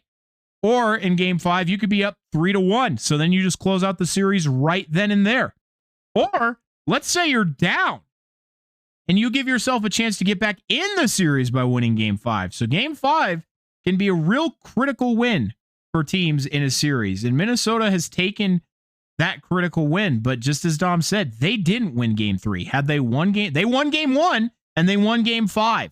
So they won 2 out of the 3 most critical games, in my opinion, which may play to their advantage here. Also, Tyler Myers was evidently an absolute shit pickup for Dallas. Like, yeah, he's big, but he is ass, like straight ass. Every metric, every eye test, you can see it all over online. You can see it with all the numbers. The dude is just not good. So that's not helping. Not to mention Nils Lundqvist had to be out a game because he's cut by a skate. They're missing their number 1 center and Rope Hintz, although I don't know if that would make an extreme mountains of difference. But I mean, you know, there are factors that are working in Minnesota's favor and against Dallas's. Sorry, Dom, those very ranty. No, let's get ranty about how Jamie Benn doing Jamie Benn things and cross-checking guys in the head doesn't help Dallas either. That dude is insane. Oh my Lord. But to acknowledge and agree with your point, game 5 is universally, I don't think it's just us, and I think all of the true experts who know the game know game 5 is the most important game of a series because of exactly what you said. No matter what, either you've already won or you have the lead with 2 games to play. You need to win 1, they need to win 2. It is fixed. There are no other possibilities. It is known. There aren't infinite different perturbations of what could happen. But where we disagree is whether or not you're the higher or lower seed. For the same reasoning you say game 1 and 3 is important, I agree. If you're the higher seed and you're at home for game 1 and 3 are most important to you. But if you're the lower seed, my counterpoint is it's games 2 and 4. It's making sure you get at least a split on the road and making sure that if game 3 goes the wrong way for you at home, you get at least a split at home. But more importantly, in game 4, for the team that's the lower seed, that is your chance to go up 3-1. If you are the lower seeded team and you go up 3-1 in game 4, if the higher seeded team wins at home in game 5, that's fine. You know you get to play a game for the round at home in game 6. You guarantee an opportunity for yourself to win the series on home ice no matter what happens in game 5. And you take the power out of game 5. And so for that reason, I say 4 is important. Again, if you are the lower seeded team. So for all the same reasons, though, you're saying about why these games matter for 1 and 3, I would just say shift it to those even numbers 2 and 4 for the lower seeded team. And that positioning when you play at home is the only reason I shift that logic. But without a doubt, we're in agreement on Game 5 as the most important game of a series by far, unless, of course, you get to Game 7. But to get to Game 7 in the first place, you have to have Game 5. So we could argue that one till the end of time. Game 7s are the most exciting. It's win or go home. Yeah. It's self-explanatory. I think we all know that. But Game 5, you got to win. You got to win to make it to Game 7. Oh, yeah. So, I mean, that all being said, my last point on this is, a lot of people, because, of course, I'm the biggest Avs fan in most people's life. That is not a humble flex. It's just the facts. A lot of people would ask me, well, who would you rather play, Dallas or Minnesota? And my answer to that question is neither. They're a division rival. It is a tough matchup, I think, regardless of who you have to face. But here's kind of my thoughts, at least on really Dallas, and you'll see why I'm really only talking about Dallas in this context. It's a two-sided coin for me, because on one side of it, I would love to be able to play Dallas to expel those past demons, right?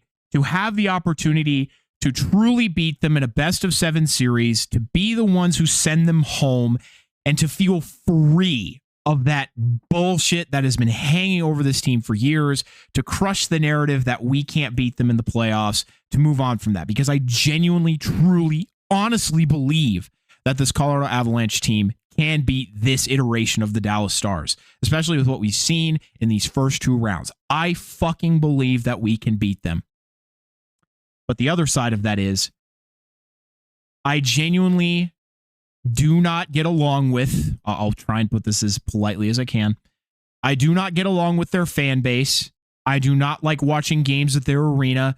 I do not like hearing their stupid fucking goal song. I do not like watching them take series wins when they probably shouldn't. I don't like seeing them play. So to have them go home as quickly as possible would be so pleasant to me. Even because that means they have no chance of getting the cup at least one more year. So that would be great. And also, and I'm not implying that this would happen, but the idea of even possibly losing them again is devastating. I would rather lose to literally any other team than the Dallas Stars, truly. And there's teams that I don't like in these playoffs, plenty of them. I would rather lose to any other team. Losing to Minnesota would be far less painful than losing to the Dallas Stars again. And I'm not saying that the Avalanche are going to lose. I do not believe that at all. I'm saying on the chance, if the Avalanche lost, that would hurt far more. So that's my thoughts on it. I don't want to face either of them. And the only positive of it is we don't have to play them both. Yeah, you don't have to play them both. To just restate and emphasize for everyone, Corey is the biggest Avalanche fan in everyone he knows life, myself among them, and the reason why here we are doing an Avalanche podcast for all of you listening. The reason why I am now like a part-time or a number 2 Avalanche fan, where as long as they aren't playing the Sharks, I genuinely want the Avalanche to succeed and win everything they can. And that's thanks to Corey. So I just want to reiterate that because, my friend, you've brought me lots of joy of your love of the Avalanche and really allowed me to appreciate them more than I would have and did previously. As far as the numbers and who you want to play, I would say, yeah, you're picking between 2 bad options, but you want Dallas. You do. Dallas is playing poorly at 5-on-5. Ottinger feels more vulnerable than in years past. Wallstedt just feels a little bit more dangerous to me. Both have been playing well, but Wallstedt feels just a little bit more dialed in. Minnesota at 5-on-5 is more of a problem. Minnesota hitting more is a problem. Their offense has been a little bit more noticeable once again at 5-on-5. That's a problem. And yeah, you have that Dallas factor. Yeah, you don't want to lose to them again, but living in fear based on past traumas is no way to live. It's I not don't live living in at fear. all. I'm excited. I know you don't. But this opportunity, Dallas isn't going to know what hit them because the Avalanche are going to be pissed. They're going to have extra rest, and they know this opponent, and they know they're better. Don't let the same thing that happened last year happen again. And they won't. I think Minnesota is more of a wild card. And I get it. You've played Dallas more recently, and Dallas has gotten the better of you in a couple of years in a row. You've played Utah. I did it again. Minnesota twice in the playoffs, and both times they've beaten you. You've played the Wild twice. Both times they got the win in the series. So I'm not saying that would happen. I think Colorado is better than either and should win either series.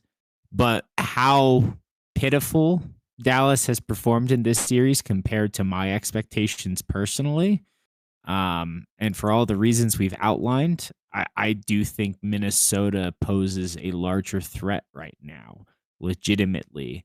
And when you have guys like Quinn Hughes, a first round, you make it, get your participation trophy, and then bow out after that. This Minnesota team just feels different. So I know I'm more of a neutral than most. I don't necessarily know all these teams as well, but just vibe check. I think you'd rather play Dallas here and defeat those demons. You want to know what's funny? Is a lot of people have been saying, first of all, water time. A lot of people have been saying we match up against Minnesota better, which is funny.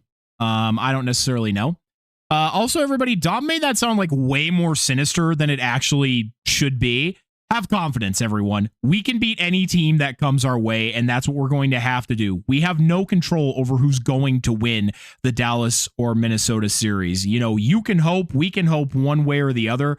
You're going to have to play who you're going to have to play. You're going to have to play the winner of the series, and you're going to have to bring your best regardless. So don't panic, everybody. If we have to play Minnesota, it's going to be okay. It might just be, a more challenging opponent one way or the other, but you never know. So don't let Dom scare you. Sorry. Yeah. I was really pensive there and thinking it through. And again, we are splitting hairs here. I did say up front, neither of them are an opponent you want to play. Here I am raising my energy level just so you guys know it's going to be okay, Avalanche fans. I think you're going to beat either of them in 5 or 6 games. You're going to be fine. But again, when I'm trying to split hairs and really think it through and parse out the difference of like 0.5% here, that forgive me for scaring you. But yeah, you're going to be fine. You swept a team. You're going to get a week's worth of rest. Your team's going to be focused. The 2 opponents you've got potentially on the docket. You've played them multiple times this year. So your coaching staff knows them, and there's 2 teams to study film on. Pay attention to these games in particular as they're playing each other and have that opportunity to watch and prepare while they beat each other up. Exactly. But let's end this all out with Utah and Vegas.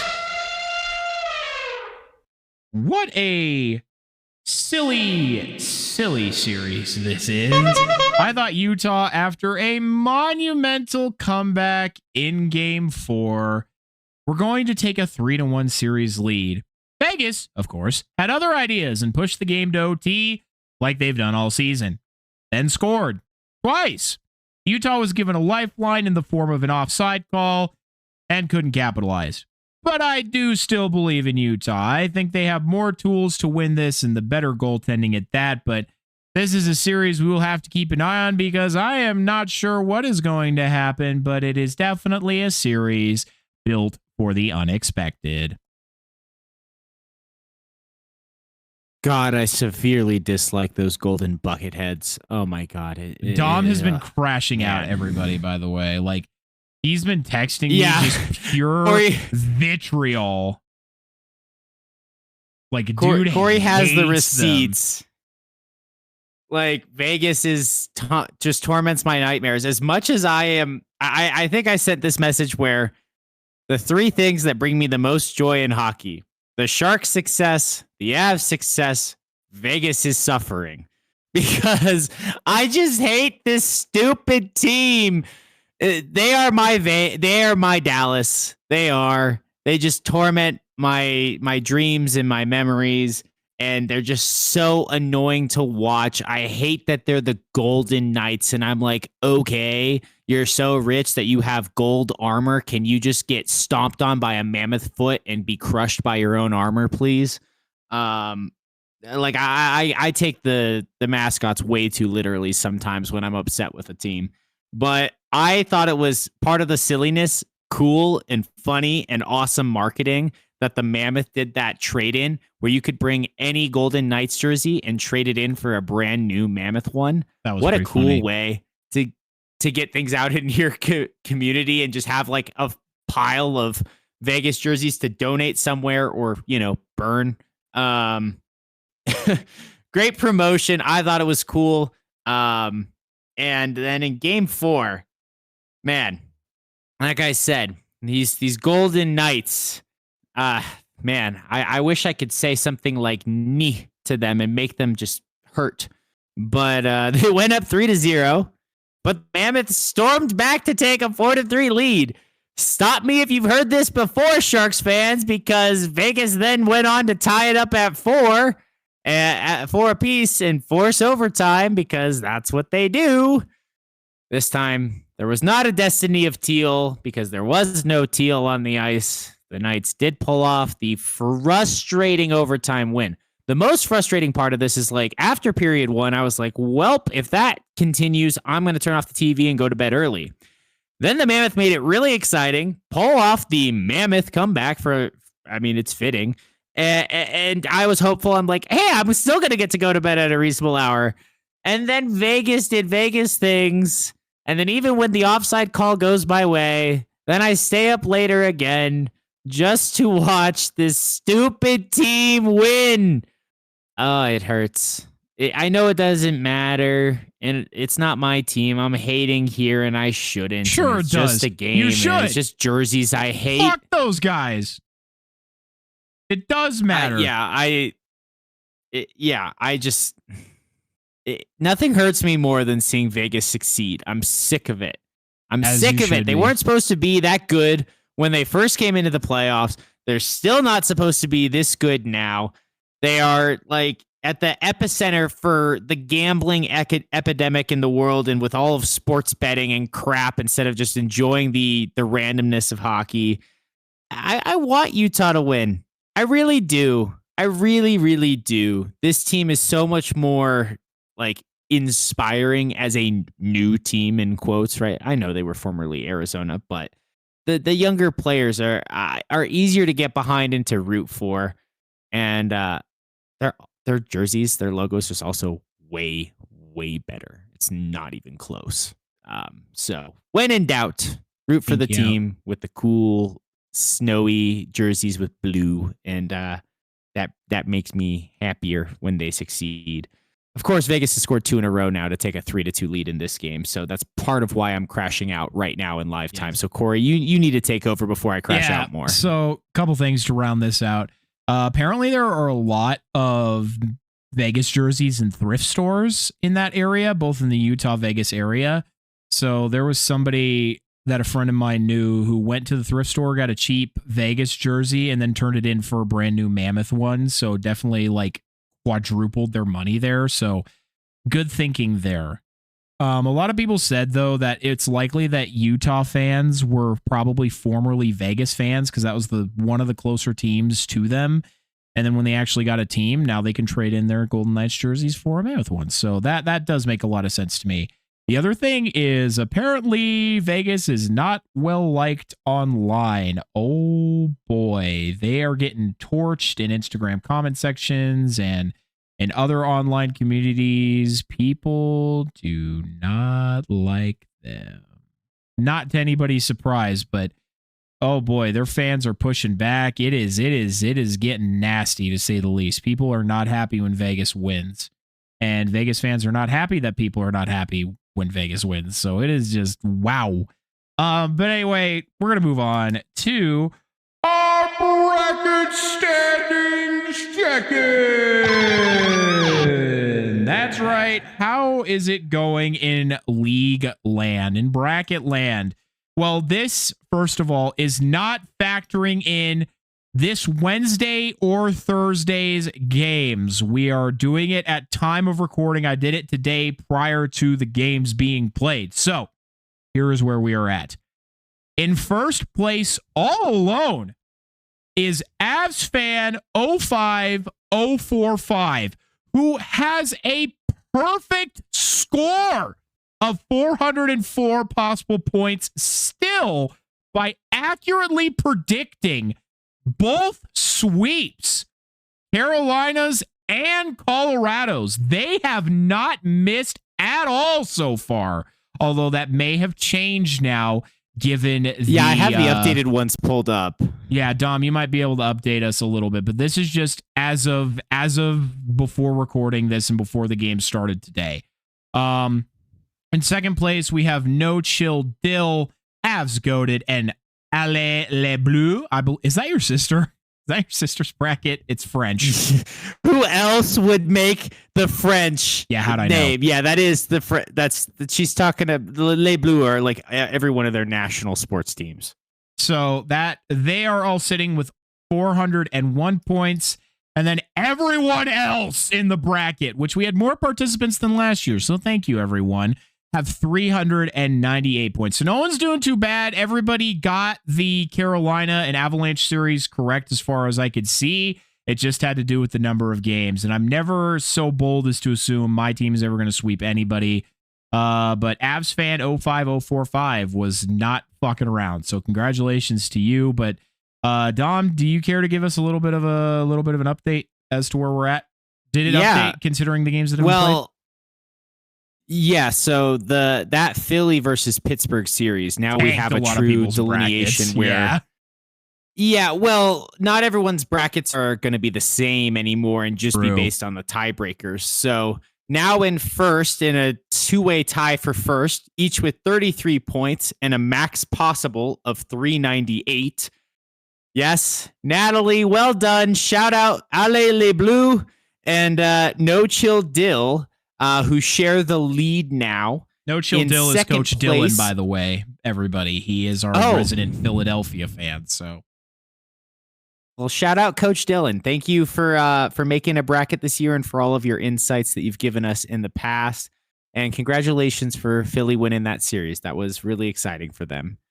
In a two-way tie for third place, Brenny has moved up the Big BG and WTF Keeks bracket, each with 30 points and a max possible of 395. Avs fan 05045 has a lot of fives in their name, so it's fitting that they're now in fifth place with 26 points and a max possible of 391. Avs Goated is in sixth with 23 points, max possible of 388. And both of us, Corey, along with Go Avs Go and Moose 1.0, are bringing up the rear in a tie for seventh now with 20 points and a max possible of 385. So congratulations to all of you who have proven, at least thus far, you're smarter than us. Typical. But you know what? The Anaheim and Utah series wins are going to bump me right back up because I foresaw the future. My big brain on those predictions are what's going to net me the points necessary to win this. But yes, well done to everybody. I don't know. Edmonton might get there in 7. Nah. With how this series has gone, I think Anaheim can take it tomorrow. I really do. But I'll be watching that one with great focus. I don't know why I put these all the way down here.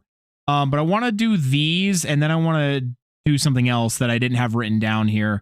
First is the 3 kings of the series. I wanted to genuinely give recognition to some of the kings in our series here. So at number 3, Quentin Byfield. I think he did end up with a couple points by the end of it, but he was just somebody who was consistently dangerous and somebody that I was seeing every single night for the Kings, despite not netting any goals. He played so unbelievably well. Number 2 is Brant Clark. I already kind of mentioned as to why in our series breakdown there. And number 1, of course, is Anton Forsberg. Once again, the best player for that team, far and away. Honorable mentions going out to Artemi Panarin, who scored, I think, the most goals for the Kings. Drew Doughty, who some people said was useless. I didn't feel that way, even though he didn't have any points. The dude was just everywhere, and every time the Nathan McKinnon line was out there, he was out there, and every time any other line was out there, he was out there. I think he had like 30 to 35 minutes a night. It was insane. And also shout out to Trevor Moore. Your 3 Avs of the series, not just of the week, of the game, of the series. Oh, man, this was very tough to pick because so many people did perform so well. But I'm going to give it to Gabriel Landeskog, Arturi Lehkonen. At number 1, Scott Wedgwood. I mean, what more do you need to know? Honorable mentions go to Nick Waugh and Cale Makar. And I want to highlight both of these guys in particular. Nick Waugh has been a noted playoff performer, and some people had mixed feelings when we acquired him at the deadline. I don't think you're feeling that way anymore. And as for Cale Makar, this is the Cale Makar you were missing last year. He was okay defensively and absent offensively. Well, guess fucking what? He is excelling at both right now. He has looked so unbelievably fantastic so far in this LA Kings series, both shutting people down and just being so gross offensively. I'm super glad to see him succeeding right now, because so many people always like to say, oh, he's not doing well, so he must be injured. It's like, nope, he's a human being. He goes through inconsistent stretches. But right now, this is the Cale Makar we know. So just shout out to that. But Gabe Landeskog led the way as the captain. He's the emotional heartbeat of the team, and he showed up when the team needed him. Arturi Lehkonen was banging away every single game. He got a shorty. He got the goal that broke it open in game 1. He had other goals and assists throughout the series. He was and defensively, an absolute fucking nightmare for some of the Kings. So I love Arturi Lehkonen. He's easily my second favorite Avalanche player, right behind Gabriel Landeskog. So, Dom, there is something I wanted to give you the spotlight here. Because Macklin Celebrini is involved in a couple things, and I don't want to give away really what's going on with him. So, Dom, do you care to share the news about our young phenom, Macklin Celebrini? Always. I will always be happy to be the Macklin Celebrini hype train. But before I do, while we're recognizing some teams and players from the past couple of weeks, or just from these performances, I just wanted to acknowledge not just your Avalanche, but the Carolina Hurricanes tied the 1 seeds in both conference, 1.25 goals against per game to lead all teams in the playoffs. The Ducks, 50% power play success rate up to this point. Would you believe that? So just a couple cool stats that I wanted to mention here before we start to round out. But yes, I know it's a bit of a stinger for some Avalanche fans, but Macklin Celebrini has one of the 3 finalist spots for the Ted Lindsay Award, presented each year to the most outstanding player, as voted on by fellow players in the NHLPA. He deserves to win it, honestly, and I think he's going to win it. Let's be real. I think all of these guys see what he did this year, the recognition and the words of support, the just uplifting words of just how he already is incredible and going to be from Olympics, and he's on that team with Canada, and all of the things they had to say about him. He's going to win this award, and he should. He put the Sharks on his back, and yeah, we stumbled near the end. Maybe he got tired. I think THG said his back must have been sore because they lost 9 of 11 in a stretch of like 20 days in March. But next year, you get some pieces around him. This team's going to be dangerous. Macklin did it all by himself, breaking records as a 19-year-old. We have to keep saying it because it just is that unheard of. And we also, like you said earlier, Corey, World Championships We got Worlds. We got more Macklin hockey. Oh, I am desperate. I cannot wait. While I'm here, quick side tangent, important Sharks note. Regenda, the man with an agenda, his agenda is to stay in the NHL. So he is actually not going to Switzerland for Worlds so he can focus on his offseason prep. Really, really, really hope the Sharks sign him to a deal because he really fit with our roster. He didn't get played enough. And I know he wants an NHL spot. Feels like it's his last opportunity to truly secure it and stay in the NHL long term. So everybody out there, be sending good vibes to Pavel Regenda because he deserves to be an NHLer, and I'm really hoping he stays with the Sharks. As do I. For our Sharks fans who are listening, who are wondering when you can watch Macklin Celebrini, the World Tournament, well, the World Championships will be from May 15th to May 31st in Switzerland, I believe. It says here it's split between Zurich and, oh boy, Fribourg. That's what we're going to go with. So just, that's when they are happening. So just keep an eye on your calendars. For now, just keep enjoying playoff hockey. But Dom, I certainly have to agree that Macklin Celebrini should be winning the Ted Lindsay Award. I don't really see a reason why he shouldn't, considering his track record for the year. I would like to share in this case, of course I'm sad McKinnon isn't nominated, but I like this tweet here that was sent out. Wedgwood can't win the Vezina because he plays behind Makar, who can't win the Norris because he plays with McKinnon, who can't win the Hart because he plays with Makar and Natchez, who are coached by Bednar, who can't win the Jack Adams because he coaches McKinnon and Makar.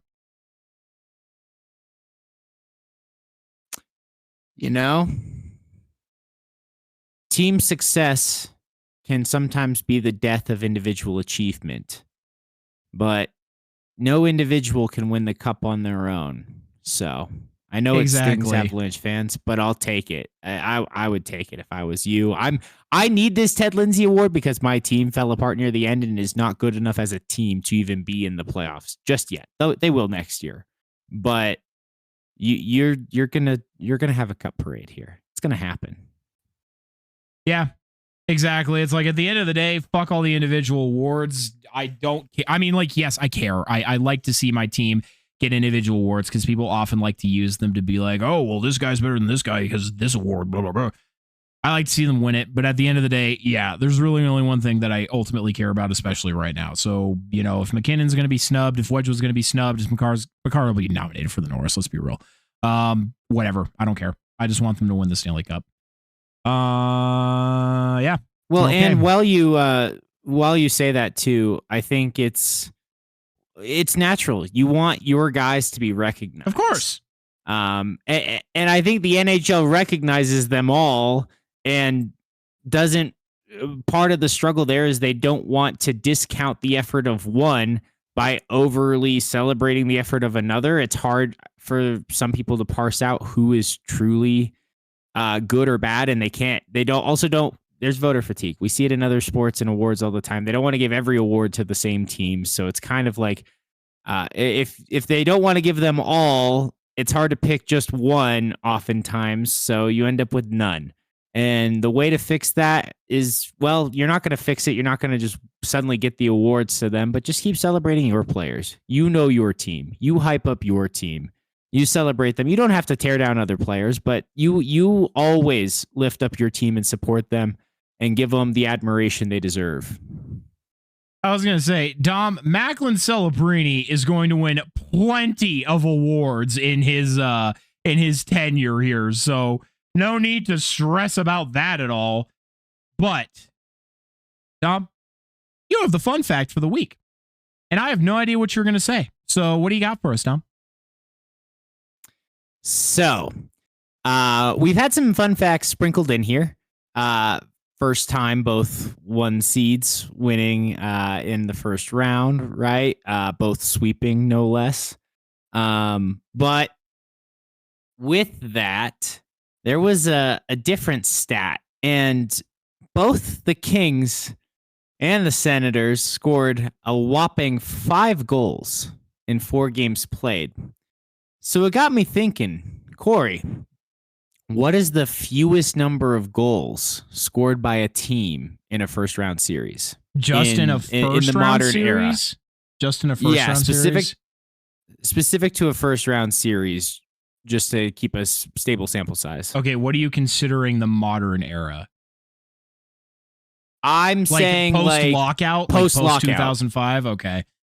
Yeah, when we call it the first round and we have the 1, 2, 3, the divisional and then the 2 wild card spots, the Bettman setup. Okay, I promise I'm not cheating. I need to see something here before I give my answer.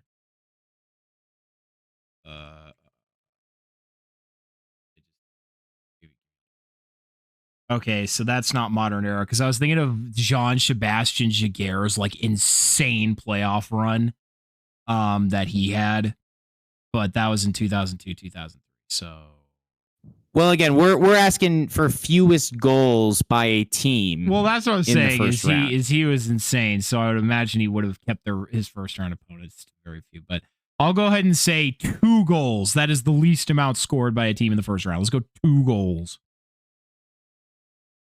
So you're close. It's actually 3 goals. That's brutal. There are 2 teams that have done it in different years, but back-to-back years. Funnily enough, both in the Western Conference. Uh-oh.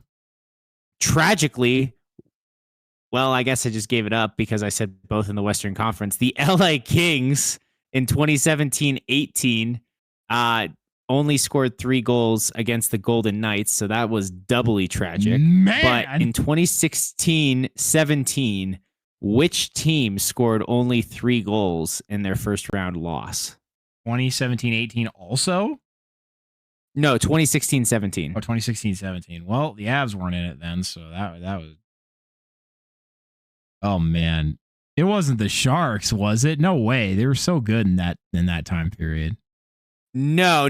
This team got swept. It was in the Central, though. It's in your division. Oh, man. I'm trying to think of like who was really dominant at that time.